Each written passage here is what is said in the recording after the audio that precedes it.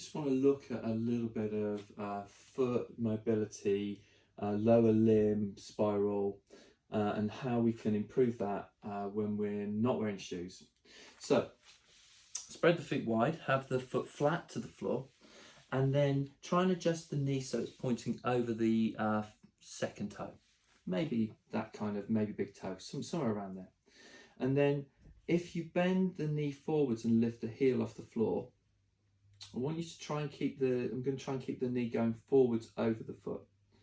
Now to do that, I can do that in a couple of different ways. I can let the ankle roll out to the side and my big toe lifts, or I can actually create a spiral through my shin bone where the heel comes back into the center line and the lower leg, shin, actually rotates backwards, and then it comes back down and actually rotates back into forwards. Now, the joy of this is that as that leg bone rotates and the heel rolls in and the foot locks together, all the bones become that really strong arch.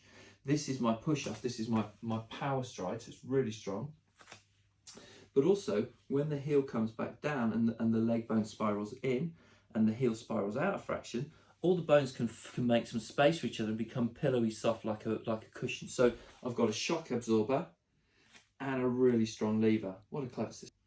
Okay, so part 2 of the lower leg spiral is that we've got the fibula, which runs down the outside of the shin. And you've got 2 bones. We've got the tibia and the fibula, yeah?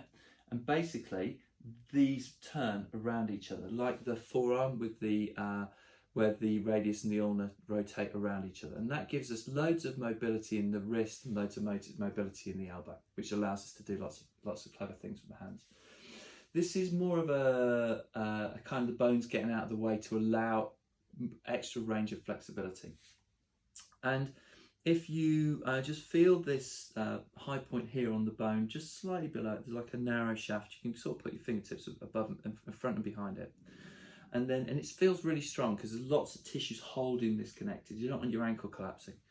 And then as you lift your heel up and your heel spirals in, the tibia-fibula relationship, the fibula rolls backwards and glides up. And you'll feel it moving, hopefully.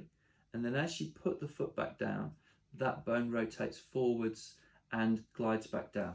So in the glide down position, it's then stabilizing the ankle and holding it, rigid, so you land on the foot, pillow soft foot, but you've got a strong ankle, which can adapt, but it's kind of strong.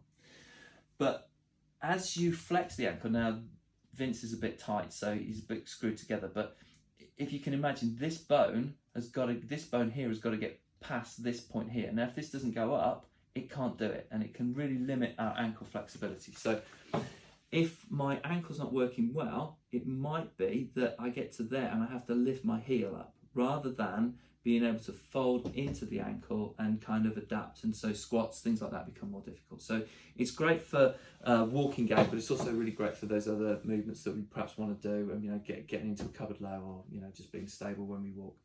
So how do we encourage that?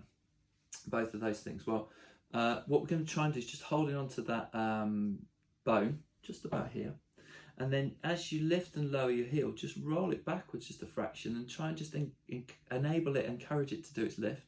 And as you bring the heel back down, roll it forwards a bit, and you're just pushing gently and pulling and encouraging that little bit of release here can often release tension in the ankle, allowing that spiral in the foot, and also enabling us to maybe keep the knee tracking better, so a bit less strain, wear and tear.